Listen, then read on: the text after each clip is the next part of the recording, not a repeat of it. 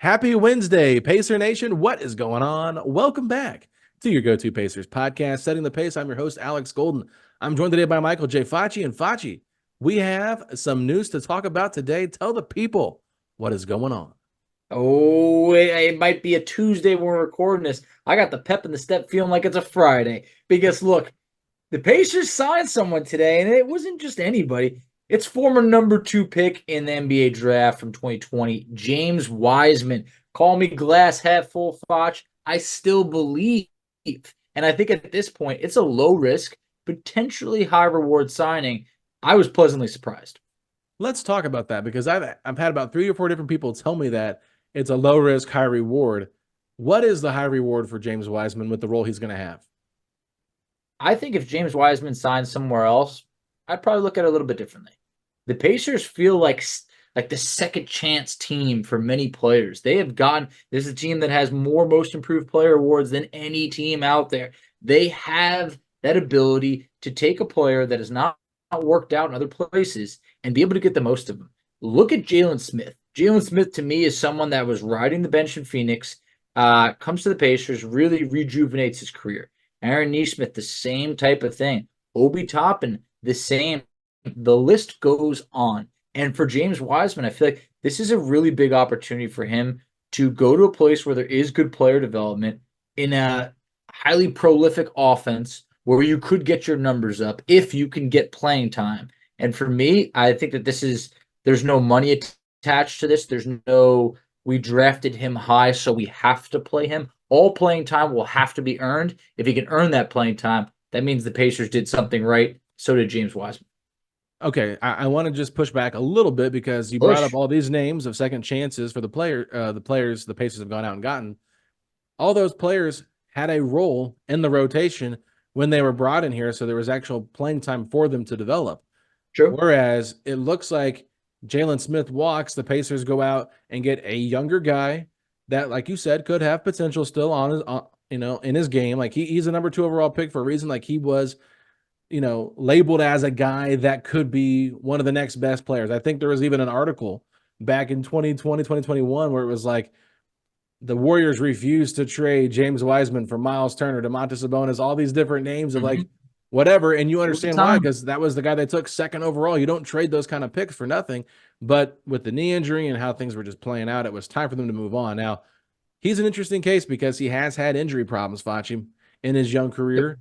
And he's never really panned out defensively like people thought he would. And he just kind of has a weird feel for the game. So I'm not saying that it's a bad signing because I think for what they paid for him and where he'll be at in the rotation, I think that to me, it's more of a low risk, mid reward. It's not something you're going to be like, hey, we got ourselves our backup center for the future. Like, prove me wrong, James Wiseman. Hey, I'll gladly eat my words, but I don't want to overhype the fan base and make this seem like it's going to be some significant signing when I don't see it as that. I think it's, like you said, a good opportunity for him, a way better environment than he had with Detroit, for dang sure.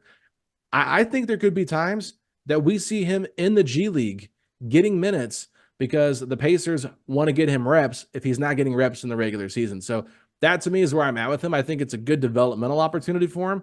I think what was more surprising to me was that the fact that the contract that was reported was not 1 year, it was a 2-year deal. So this seems also to me maybe a little bit of insurance, Facci, if for some reason they're unable to bring back Miles Turner in free agency next year and they feel like Ajax is ready to step into a starting role. Isaiah Jackson will be a restricted free agent after this year. There's not a guarantee he's back. I think the Pacers made a good signing over here. Numbers have not been reported, but the way that the Pacers are so close to being a tax team, I don't think that James Wiseman would be the player that they go into the tax for. So I'm imagining this is a minimum deal. Don't want to say that this is a fact, but that's what all signs point to. That is the speculation around the league, that it is a minimum contract, and that's why it was not reported. Just people know. Mm-hmm. No, so to me, that's why it feels great. It's not like the Pacers, give him $4 or $5 million, which isn't a lot in grand scheme of things. But on a minimum deal, I think this is awesome. For James Wiseman, you're looking at a guy that 7 foot with a 7'6" wingspan, 23 years old. His intangibles, it's great. But yes, he's had an injury history. And I also think that he had some growing up to do. I think that him going to Indiana is a very humbling experience to say, hey, I'm taking a minimum deal. on paper, I might be the third string center for now, but he has an opportunity, I think, to win that backup center job. Isaiah Jackson, his stock, I think, is at an all-time high at this moment right now. But it is really just kind of one good year that he put together. You never know what next year beholds. I would love that if Isaiah Jackson has stepped onto the scene and is consistent moving forward. But I do think that backup center job is up for grabs. But Isaiah Jackson is definitely the favorite to win it. He was the favorite going into last season, and Jalen Smith took it from him. So I don't think we'll see the same thing happen again, but I do understand why people would be really excited about a James Wiseman coming in, or because of being the second overall pick, being 23 years old, like you said, 7-foot wingspan. Like, there's a reason why he was drafted so high, because people believe in his game. And I saw some non-Pacer fans saying, oh, could this be Jermaine O'Neal 2.0, James Wiseman to the Pacers? A little bit Hey, much. you know what? If that happens, I will gladly eat my words. I don't think it will. I don't see the playing time really there for him. And I think he's kind of similar to Isaiah Jackson in terms of being more of a lob kind of guy, not a guy that shoots a lot of threes, right? Pretty active on the glass for the amount of minutes that he plays, right? Like, if he were to play 25, 30 minutes a game, he'd probably be a double-double type player. Very, very average type of big, not anything that you're going to scream about. But I will say this, because we had some debates here. Maybe the Pacers promote Oscar Tshiebwe to the roster, make him the third string center, and open up a two-way spot with two of the guys they drafted. With them bringing in James Wiseman, that pretty much seals the deal on Oscar Tshiebwe getting a spot on the roster. So to me, that kind of makes me wonder how they feel about Oscar Tshiebwe moving forward and his fit here. They might like him for their G League team, but I just wonder if they don't trust him enough with what his skill set is to produce significant playing time if he were to be given that in the NBA. I started to sell myself on Oscar being the third string center, but he does have limitations. While he has a long wingspan, I think it's about 7'4" or so. He's really only about 6'8". Yeah, so he's given us some size. He really can't leave the paint. He has that elite rebounding skill, but you still wonder, how does that translate to the NBA? I mean, this is when you're looking at natural talent.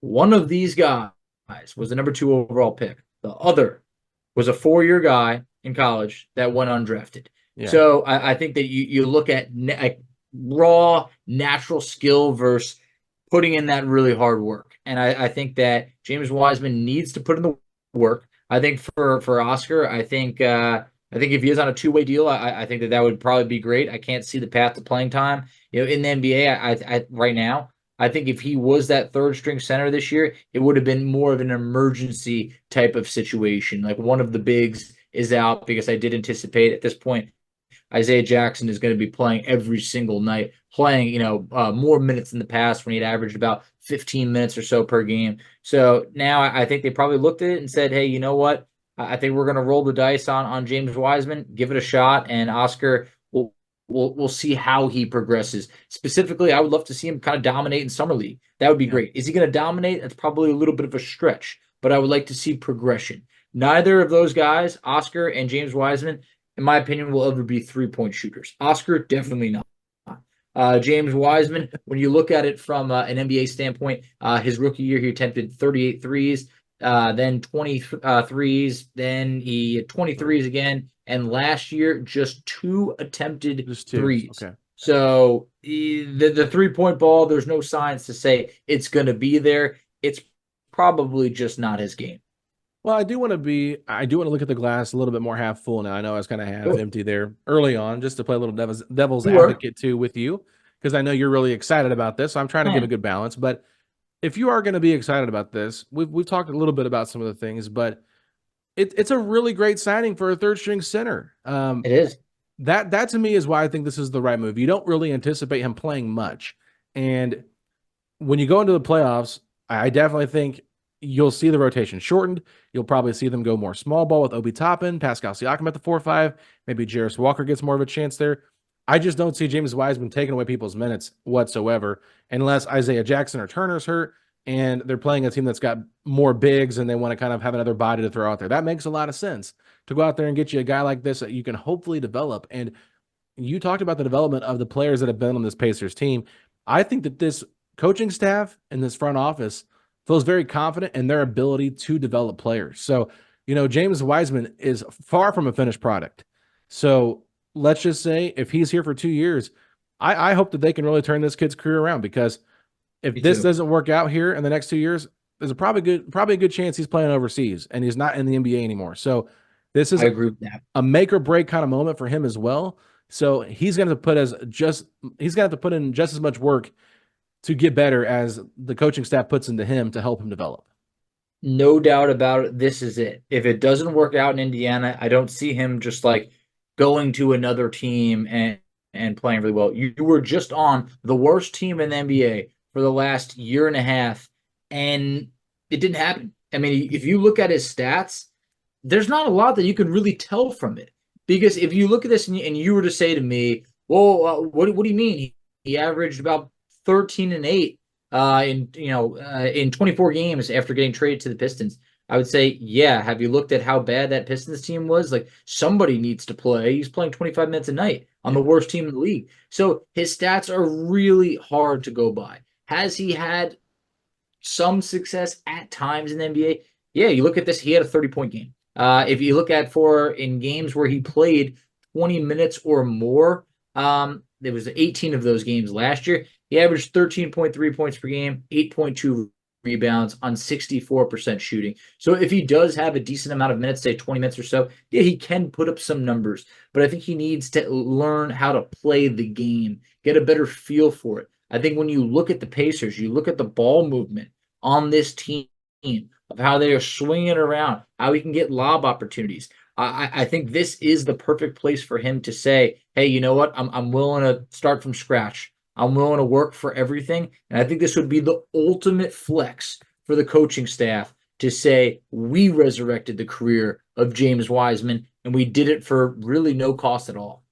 Yeah, and I think one thing that people forget about is just how Tyrese Haliburton's probably the best passing point guard there is in the NBA. Yes, And fact. You bring in TJ McConnell, who also is a highly skilled backup point guard, and a lot of people around the league have touted him as the best backup point guard in the league. And then you have another point guard starting in Andrew Nembhard, who also knows how to throw lobs very well. So I think that there is a spot for him in this system to do well. It'll just be very similar to Isaiah Jackson's role as more of a rim runner guy than it is someone, like you said earlier, that's not going to spread the floor. But Mark Monteith, last thing here for me, Facci, a guy that we know has seen a lot of Pacers basketball, was a beat writer for this team for a very long time. He said, I like this move. Low risk with potential high return. Said to be immature, will be interesting to see how he progresses in a good culture. He was a number 2 pick for a reason. He averaged 9.3 points, 7.3 rebounds, and 18.8 minutes in 8 games versus the Pacers in his career. Wiseman is intriguing because Pacers have had success reviving and rehabilitating careers of young players. Think of Jermaine O'Neal, Jalen Rose, Ron Artest, Lance Stevenson, even Victor Oladipo to a degree. All Wiseman has to do for now is be a good backup center. So this is someone that's seen a lot of Pacers guys. He gave a lot of examples there of guys' careers that have turned around here by being in Indiana. Why not add James Wiseman to the success story? I think it's perfect. I think this is the place for him. And I just have this image in my head of just like his agent kind of looking at the drawing board. Maybe a lot of offers are not coming in and saying, hear me out. What if we start from the beginning, and we go somewhere where you're really going to learn how to be a pro, but you're also going to be with, this isn't this like veteran stacked team. The Pacers have a lot of young players where I think that he can fit in with that. Like, it must have been hard in Golden State being a kid on a team that is looking to win a championship. And you got guys like Steph and Draymond and Clay and all those other guys there. You go to the Pacers, I mean, there's a great culture right now that I think that he has an opportunity to be able to fit in with this team. And just like we said earlier, there isn't a center that's guaranteed to be on the books after this upcoming season other than James Wiseman. And I think for him, there is a big opportunity here moving forward. So I would love for this to work out. I was excited. You and I talked off air. I had one of my good buddies who's a Knicks fan texted me and said, man, I really wanted James Wiseman. And I understand maybe some Pistons fans might not be saying that. Some Warriors fans might not be saying that. But it's slim pickings out there for backup centers in the league right now. There is not a lot of guys out there, and I think James Wiseman might have been the best option for the cheapest cost. And I think Indiana did a really good signing with this. Absolutely, Facci. And I will say this, that just shows you how delusional Knicks fans are, because if they think James Very Wiseman delusional. is the answer at the backup center with the way he's played his career, they're delulu. Now, last thing here, the Pacers roster was at 12 players signed or agreed to, obviously, with Toppin and Siakam. So James Wiseman becomes the 13th player on that 15-man roster. They still have not signed any of their second-round draft picks yet.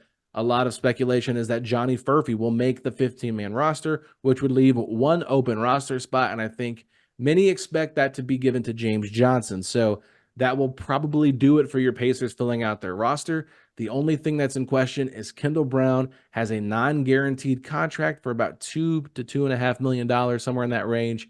They could cut him to save some money if they're close to the tax and keep the roster at 14, and then kind of utilize those two-way spots that they have to play guys in a pinch if they need somebody. If there's some guys that are out with injuries and they need someone to come up and play a game or two, because you're allowed to play X amount of games on a two-way contract. So that is kind of where the roster sits at. But they could have gone with more of a veteran presence type of big if they wanted to go more of like a Cody Zeller type player, maybe a Thomas Bryant. I don't know if he re-signed with Miami or not, but I think he opted out. So they could have gone maybe with someone that's been around a little bit longer. But James Wiseman, 23 years old, good opportunity, Facci. I think at the end of the day, it's not a move that's going to move the needle, but it's a move that makes sense and you understand why they did it. I completely agree. I think that where we're at right now of the Pacers being so close to the tax, yeah, I think that there is that opportunity for Kendall Brown to get cut just to save a couple $100,000 to avoid paying the tax. I know it sounds so small, but what role would Kendall Brown have on this Pacers team? It feels near impossible to imagine him getting playing time, to the point where I am very intrigued by bringing James Johnson back. It's a guy that actually doesn't even need to play a single second to be able to have an impact on this team, and he's just had an impact the last few years. So I think that makes a lot of sense. It's kind of what I'm hoping for at this point. I've stopped dreaming big because the Pacers aren't going to be able to get a talent for the minimum that is going to be able to make an impact. And as it relates to the non-taxpayer mid-level exception, I do not see the Pacers using it. I just don't think it's going to happen. They can't at this point. Yeah, because here's the thing: they're close to the tax, right?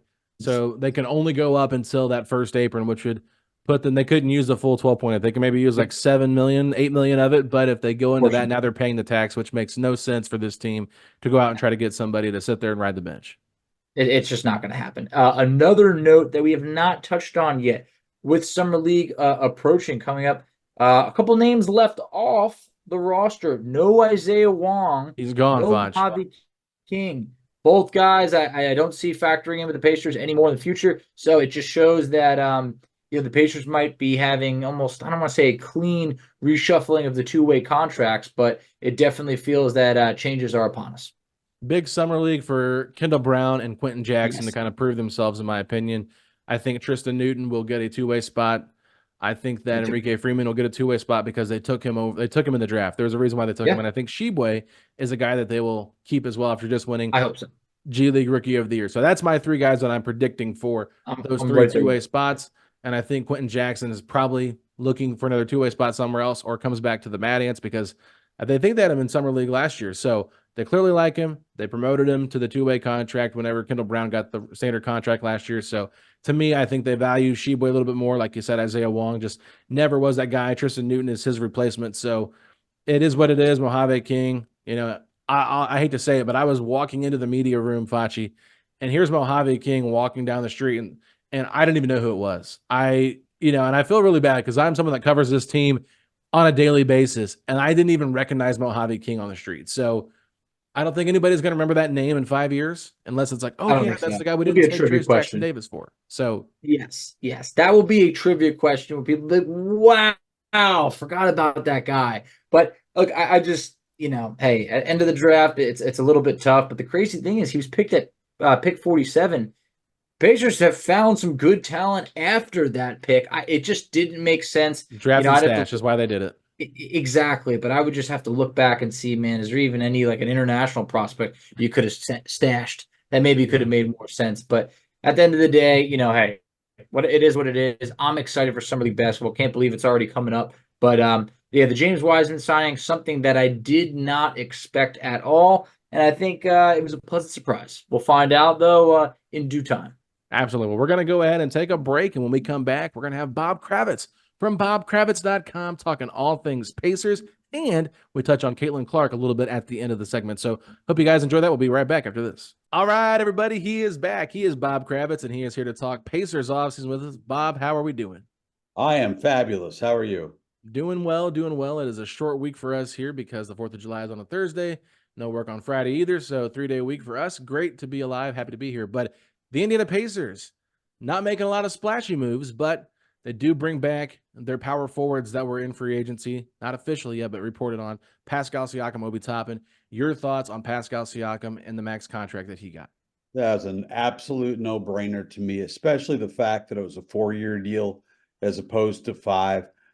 Even if it was a 5-year deal, you got to keep in mind that he doesn't have a lot of mileage on those tires. He's a kid who grew up in Cameroon and started playing the game at a fairly late stage in his youth, and so he's still got juice, and he's going to have juice for a long time. But so I'm thrilled that the Pacers basically kept their own, except for Jalen Smith, and have added James Wiseman, who I think is another Nesmith Toppin type of small risk with a potentially high reward. Really excited about that. Just like you said, love the fact it's a 4-year deal instead of a 5. But after historically being a team that fails to attract big name free agents, Indiana goes the route with Siakam where they push the chips in and make a trade of a guy who's expiring, knowing that you have to re-sign him in the offseason. They pull it off. Do you feel this gives the Pacers confidence to make other risky, bigger trades moving forward? This has made Indianapolis, and specifically Haliburton, has made Indianapolis a basketball destination.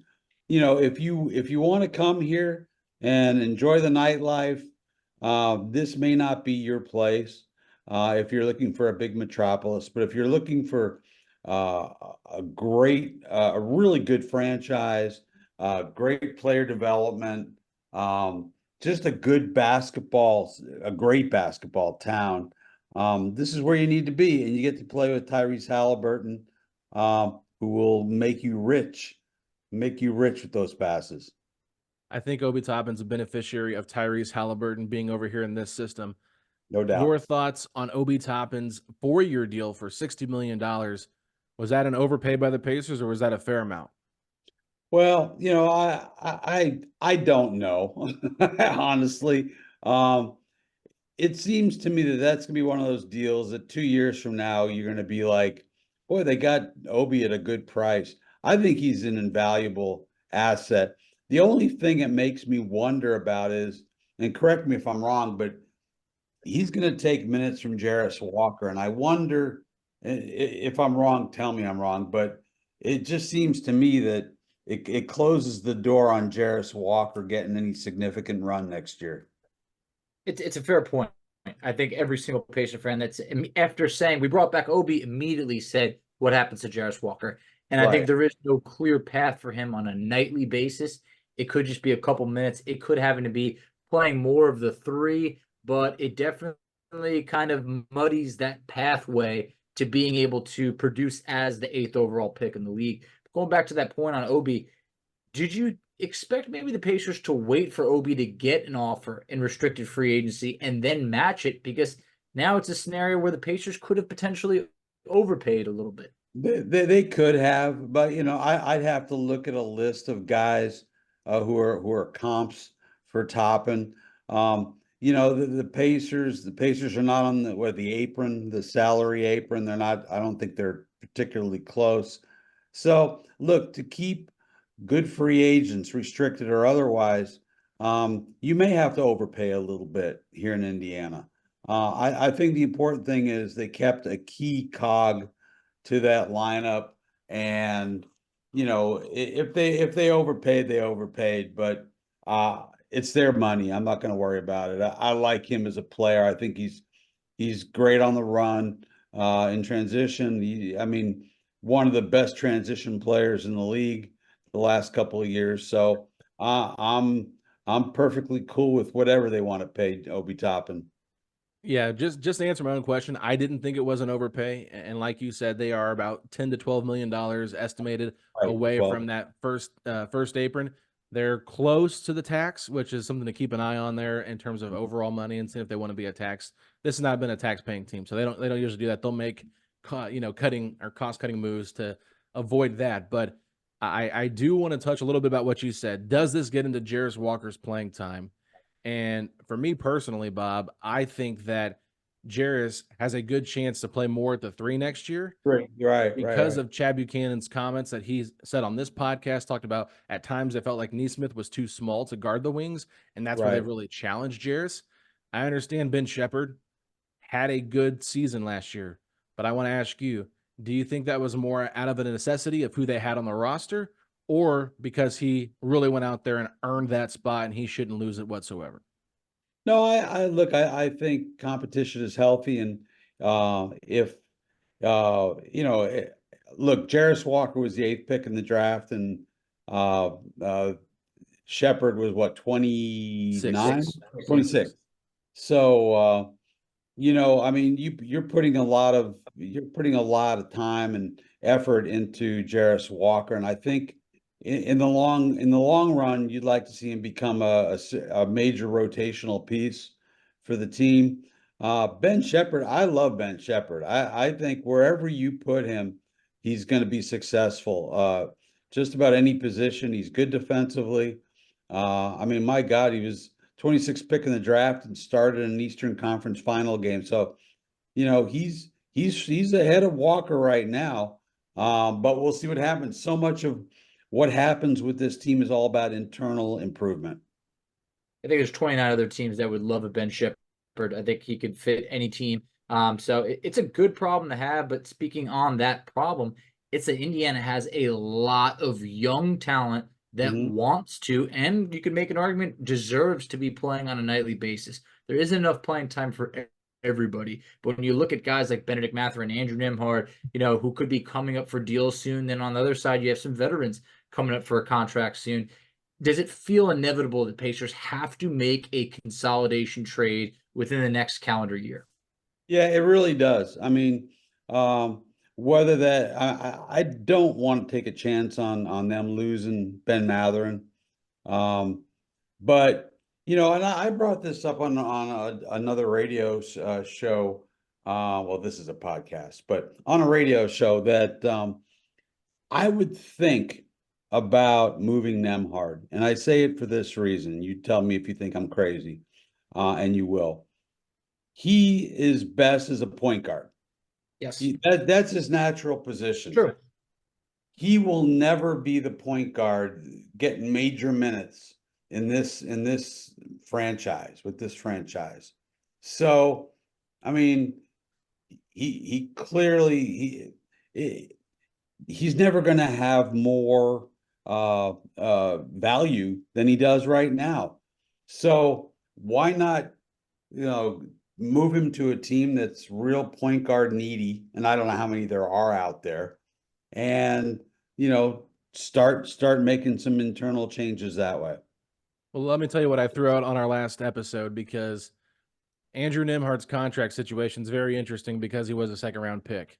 Right. So they can get an extension done in July, and if that happens, that's good for the Pacers, good for Nembhard, whatever. But if he decides, hey, you know what, I don't want to push all the chips in right now, Right. let's wait till next offseason, the Pacers can either pick up his option, and that would give him another year under that rookie contract, and then he would be an unrestricted free agent in 2026, or they can send him a qualifying offer and make him a restricted free agent in 2025. So they've got a little bit of room here to wiggle with. So they can do a lot of different things here with his contract. My biggest concern, like you just said, is there could be another team that wants to scoop him up if they Yeah. allow him to go to restricted free agency. And the team, and I want to get your thoughts on this, the team that I think fits his personality perfectly and his style of play. And the move they just made was sign Chris Paul for 1 year, $11 million. It's a stopgap point guard. I can see San Antonio being very, very keen or locked in on getting Andrew Nembhard, pairing him with Castle, Vassell, and Wemby. I think that's a very Popovich-like a player, and I'm curious your thoughts on the Spurs maybe being that team to kind of lure him away. Yeah, I think you make a really good point. I mean, he has shown that he can be your lead point guard to me. I mean, I realize it was a fairly small sample size. And I think you become a prisoner of the moment sometimes. You remember back to Austin Crozier, who had a great playoff run in 2000, and they paid him a king's ransom, and he never quite became the player they would have hoped. But yeah, I think Nemhard would be a perfect fit for Pop and for Wembanyama. I definitely agree with that fit. Kind of has me worried because it makes too much sense. Yeah, But when you look at what players are getting these days, and it's funny because you talked about that Austin Crozier contract, and I could be wrong off the top of my head. I think it might have been closer to 45 million. Back then was big money. You're seeing right. the money that's going around right now, and it is just It's insane. gigantic money. In specific, Isaiah Hartenstein just signed for 3 years, 87 million. It's close to about $30 million per year. In my mind, that immediately went, okay, that's probably a contract that Miles Turner's looking at and smiling about, because now that means that Turner could very well be in that $30 million range as the season ends. And the Pacers are unable to negotiate with him early. Do you think this is kind of the writing on the wall that the Pacers can't really have 3 max players? Do you think for Right. Turner, this is could be looking elsewhere? Well, good. It gives me a chance to start more trade rumors. Why we brought you here, Bob. Right. No, I mean the whole Miles Turner thing is really fascinating, and I don't know how they proceed. I mean, I want to see what James Wiseman has to offer. I think he's a really intriguing piece. Again, he's like one of those guys like Toppin or Nesmith who just never quite found their legs in their Golden State, and he was behind some Hall of Famers. And Detroit was just an unholy mess. So I'll be very curious to see how they move ahead with Miles. Yeah, and let's just be honest, the Golden State environment really the entire time he was there wasn't great either. They went through a lot of turmoil Right. there with Draymond being crazy. Then you go to Detroit and Monty Williams, that whole situation, like it was just awful last year. So it's not like he's had great environments, even though the Golden State Warriors did win a championship while he was on the roster. The Miles Turner thing is very interesting. I don't think Indiana can really afford to lose him with the current guys I have on the roster. I I don't agree. think Isaiah or James Wiseman together can be that for you. But if they can maybe see something out of Wiseman and then maybe feel a little comfortable as him being the backup, I could see that. But I just don't know where they go because they're already so close to being in that first apron, second apron. The more and more these salaries add up, it's going to be hard to keep these guys. So I don't really know. And I'm not sure if you have the answer, but I don't. Nembhard he makes the least amount of money, right? That's the Oh, thing. He's right. got the cheapest contract. Even Kendall Brown makes more than Andrew Nembhard, surprisingly. So Wow. I don't know where Indiana goes from here, and I'm kind of curious. Is there a player that you'd be willing to lose to save some money? A player I'd be willing to lose. Boy, they all feel like so important to I the know. larger. They really do, whether it's TJ or Nemhard or I think Nemhard, but again, as you mentioned, he doesn't make any money. Um, Boy, I have to think about that. Yeah, Think on Nesmith's my around feet. 11. You might trade Toppin.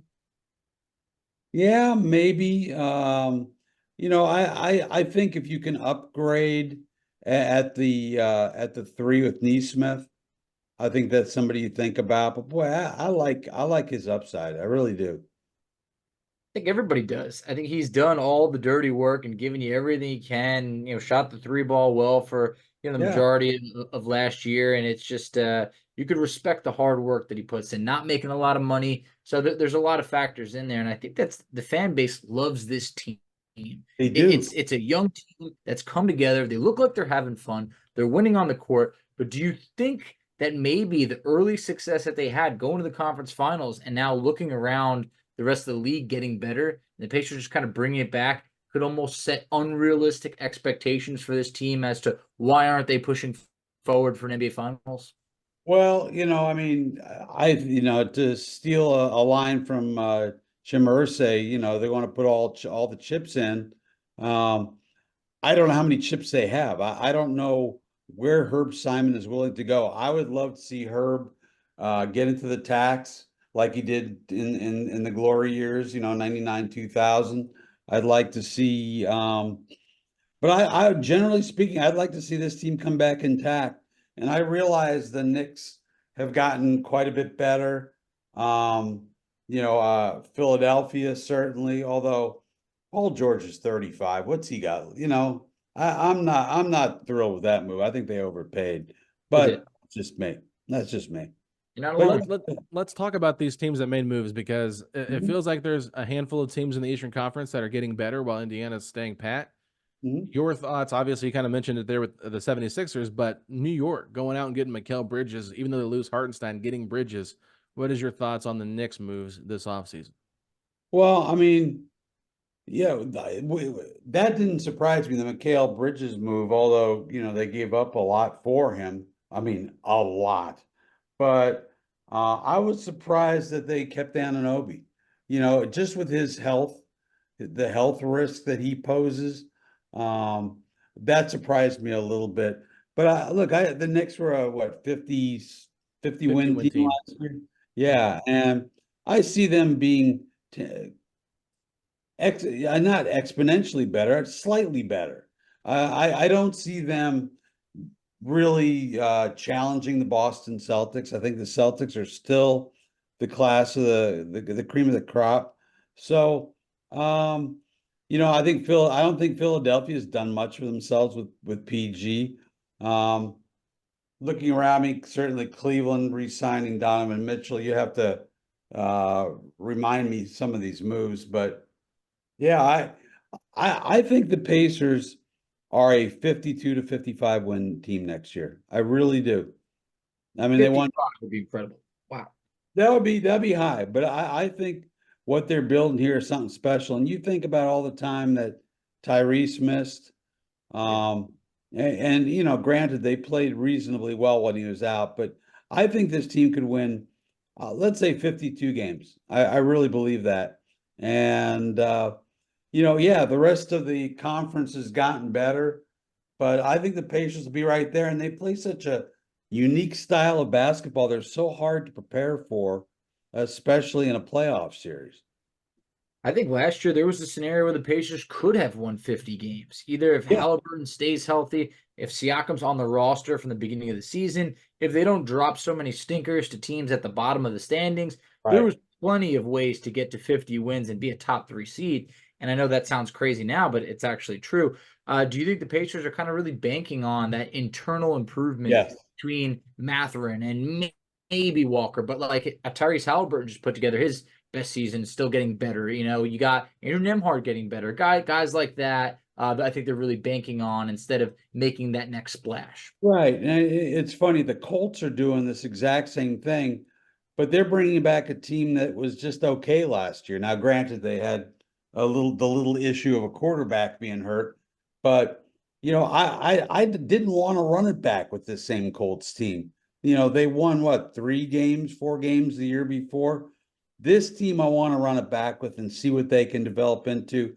And then you get to the trade deadline and you decide all chips in or not. I mean, that's the way I look at it. How much does chemistry play a factor in the Pacers, having a better regular season than some of these other teams that made these big moves? Yeah, chemistry. Yeah. Well, I think it's clearly a team that works together. It's a team that is unselfish, that really gets excited about other people's success. You talk about internal growth. I really want to see Matherin take the next step. He's got to learn to make decisions within that 0.5 seconds. He gets the ball, it's got to go.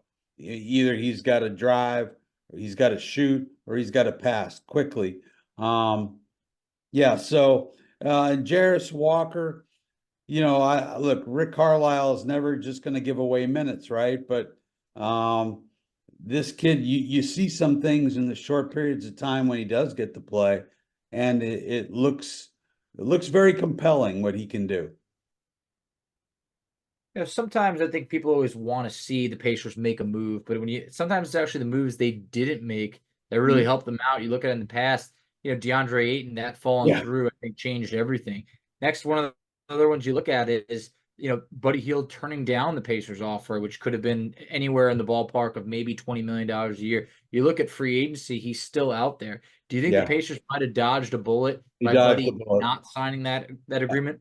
Absolutely. And, they made it clear that they wanted him, but at their price, and rightly so. And, look, he was a 3-point shooting specialist who wasn't shooting that well from 3-point range. He really wasn't. Now he's got some gravity to his game. He opens up the floor, obviously. And you know what? If they decided to bring him back somehow, if they can work that out, I wouldn't have a problem with it. But, I think big picture, him walking out the door was probably a good thing. Yeah, the only benefit that would have helped the Pacers is having a contract to trade. Right. If they were looking to trade a bigger deal, like make a bigger deal, like you mentioned, maybe they could do that at the trade deadline. But last one for me here. We haven't talked a lot about the draft, but the Pacers had 3 second-round picks. They took 3 players. I think a little bit to everybody's surprise they took that many guys. But curious your thoughts on Johnny Furphy, Enrique Freeman, and then Tristan Newton as well. I've seen a lot of Tristan Newton because UConn games are on all the time. I like his game. He's a 4-year guy, if I'm not mistaken. He's he's a solid shooter, good defender. I think he'll fit okay. Furphy, I don't want to lie to you. I haven't seen that much of him, and obviously I don't have Akron Zips basketball on my Bob works here at the house. So, I was surprised they picked 3 guys, to be honest with you. That's what shocked me. I figured they keep 1 or 2 and, deal the third one. But, Enrique Freeman, he's a good story, if nothing else. Great story. Good story for sure. So last thing here before we let you go, you got this Fever game you're about to watch here in an hour. Yes. Curious your thoughts on how they're playing right now and how Caitlin Clark has handled all this pressure she's gotten since she's entered the league and all the attention she's bringing to the league. Yeah, she is. This is a cultural earthquake is what this is. And she has changed the game for everybody and for the entire league. I mean, they're going to have 18,000 people at T-Mobile Arena tonight. I think she's handled all the garbage as well as you could possibly imagine. I think she's had a lot of crap thrown at her, a lot of stuff that is not of her own doing. There are small things that I'd like to see from her. I would like to see her shoot more, although I thought Christy Sides saying 15 shots a game was ridiculous. And she's got to work on her body language. A lot of times a pass will be thrown to somebody else and they'll take the shot, and Caitlin's with the arms up in the air, like what's going on. So I think she's got areas to improve.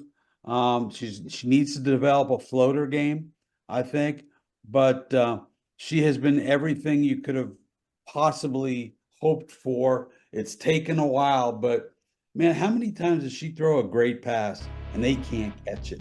I mean, so many times. How many turnovers has she been credited with that she really didn't deserve? So I think she's been marvelous, and I think she's handled all the BS like a champ.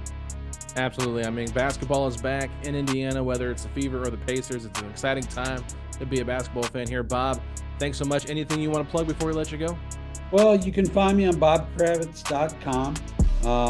Not writing a lot this summer, but I'll have some interesting stuff on the Olympics coming out within the next couple of days. So I hope you'll check it out and maybe subscribe.